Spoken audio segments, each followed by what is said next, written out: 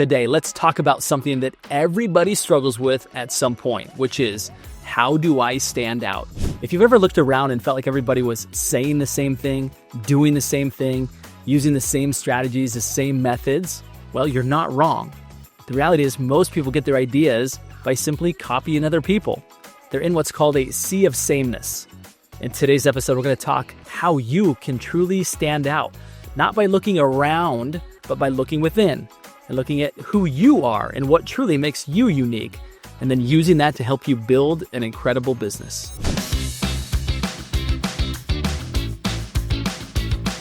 All right, let's start with answering the question, why is it that everybody looks alike, sounds alike, doing the same thing? Well, it's like I mentioned before, is that everybody has the reference point of each other as far as what they should be doing, rather than looking internally, looking at their track record, what truly makes them unique. Let me give you an example.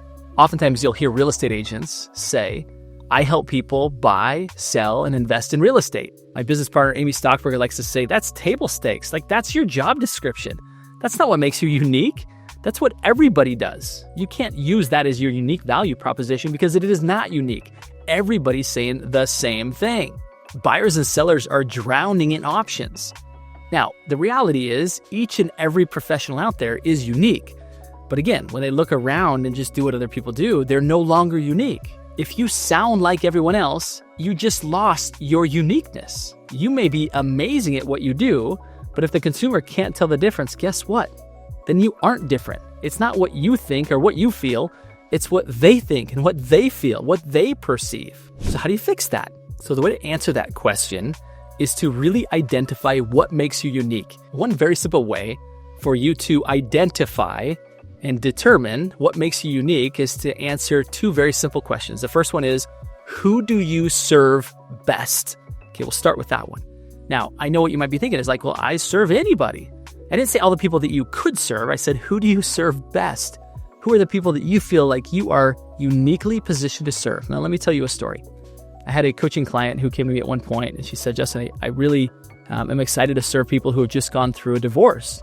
And someone else in my coaching circle said, ooh, that sounds like a great opportunity because you get one sale and two purchases out of one couple. Like, that's amazing. Sounds like a great opportunity, right? The second person, the person who identified the business opportunity from it, came back the next week and said, actually it was a couple weeks later, and said, I actually got a referral from a divorce attorney and I'm not liking it. Like, it's really hard. In fact, it's kind of sad. And I don't like the environment that I'm in working with people. It feels like it's twice as much work. And the original agent that had come to me saying, I'm really going to focus on divorces. She said, she defending her own kind of uniqueness, said, no. I understand that that's your situation, that you don't appreciate working with divorcees, but let me tell you about my situation, is that I've been through a divorce and I know how hard it is. And I wish that during that difficult chapter of my life, I would have had professionals around me who understood my situation and could have helped me through.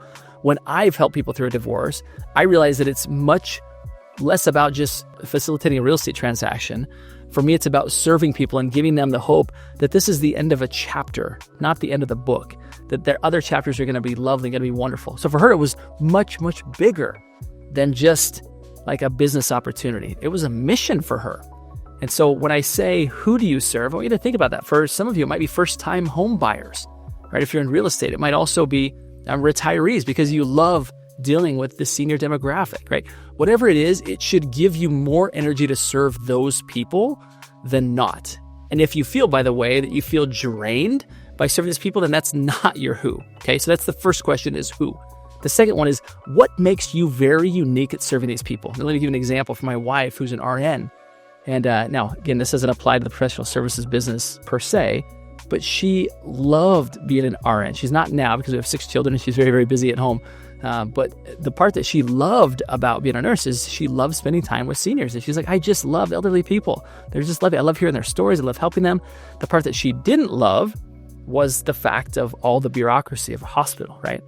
And so for her, had she been in real estate or professional services in some form, financial advisor, she would have really focused in on that demographic because she actually had a very unique, not just that she loved those people, but she actually would spend the time to hear them out and to hear their stories. She wasn't just there to serve them as a nurse. She was really there to get to know them and serve them. And it lit her up, right? She had a very unique ability to connect with those people. So that answers the second question. Again, first one is, who is it that I serve best?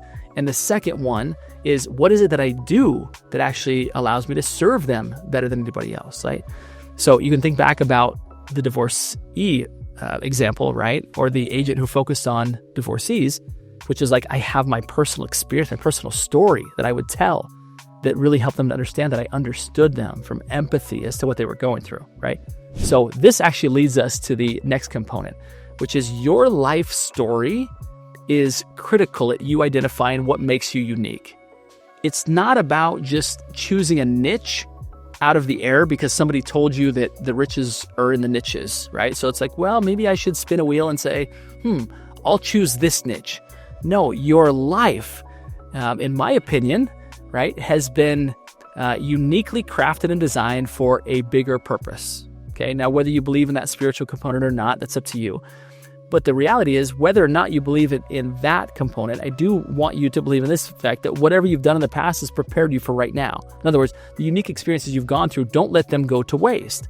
Look back at the things that you've been through. Look back at the things that you've gone through and realize that because of that, the good, the bad, the ugly, all of those things have prepared you to now serve other people in a unique way.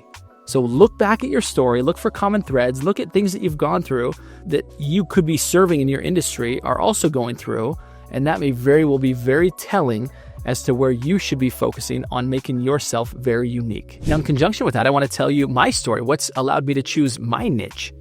You see, I was a high-end custom home builder, wanted to scale a warm market business because I felt capped, right, doing business the way everyone else had done it. And I realized the fastest way for me to grow a referral-based business was not necessarily through my sphere. It definitely wasn't through advertising and cold market. What I determined is it was all about strategic partnerships with other professionals, right? That led me to then go so far as to introduce us into the real estate industry, write a book on the topic, and then begin coaching on that topic. And so as I look back at my life track record, everything from actually early childhood, my parents both building significant businesses that were centered around strategic partnerships that opened up really big, broad gates for their business, all the way to my home building business, all the way to my time in the real estate industry. All of that prepared me for this day right now, leading ProInsight, which is a platform that helps professionals to build strategic partnerships and receive referrals from other professionals. So that all was in preparation for this. And so that's why I'm here today, is because I look back at my life to say, what is the common thread? What's the thing that lights me up? Who are the people that I could best serve? How can I best serve them?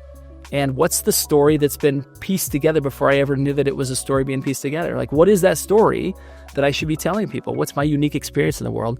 And that's how we got to the Upstream Model. That's how we got to ProInsight. So you should be doing the same, is looking at what is it that I've uniquely gone through that's prepared me for this moment right now to serve people in a very unique way. And as we further refine this, there's 3 simple questions I want you to ask yourself. Number 1, what have I spent years either living or learning? Like, what are the things that I've been doing? Question number 2, what kinds of people naturally come to me for help? And number 3, what results do I consistently get for people? Now, some of this might be hiding in plain sight.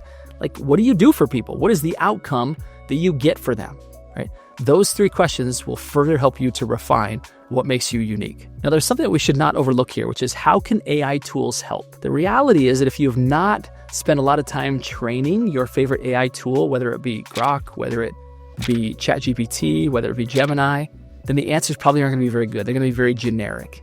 So what you're going to need to do is take the first part of this conversation. In fact, you should do this either way. The first part of what we've discussed here today, and begin to share with, let's call it ChatGPT, what your favorite or what the answers are to the questions that we've been answering. And then have it help you to refine and simplify the language. And you can ask it to do a long version, you can have it do a short version, and just continue to refine it and speak it. And if there's a certain word there in there that says, I would never say that, that's not my language, then change it. Say, switch out this word. I don't like that word. Like, just interact with it like a very intelligent human, and you'll find that it creates incredible work for you. What this will do is it will allow you to take all of these ideas that we've been forming together and turn them into something that's very tangible, that's very speakable, that even sounds like you if you put in the work to get it to that point. All right, now let's summarize the top 5 things that we need to do as an action plan from this particular video. Number 1, I want you to reflect on your story. What unique experiences have you had that have led you to this point that uniquely prepares you to serve people in a unique way? Number 2, identify your best fit clients. Who do you love serving? In part because you love the people, they energize you. And number 2, because you have something very unique to offer them. Your life experience, again, has led you to be able to serve them in a very unique way that others might not be able to do so.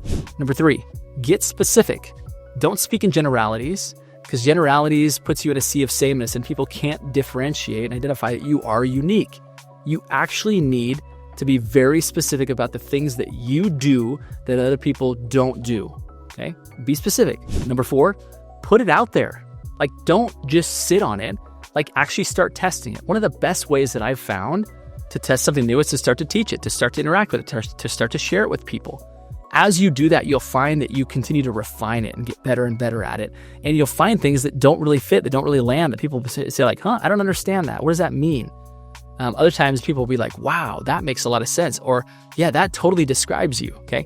And then step number 5 is quite simple, which is simply just continue to rinse and repeat. This is not a completed exercise. You should continue to refine this because over time, you'll have new experiences and you'll have new ways of serving people. So you should continue to work on this, and that will make it to where, again, you're never done, therefore your results are also always improving. Now, if you haven't yet had that light bulb moment or you're still figuring it out, don't worry, just stay plugged in. Subscribe, hit the bell notification so you don't miss any future episodes. We'll continue to help you through this, right? It's important that you realize that just because maybe you didn't have a big light bulb moment today, that you aren't going to have one.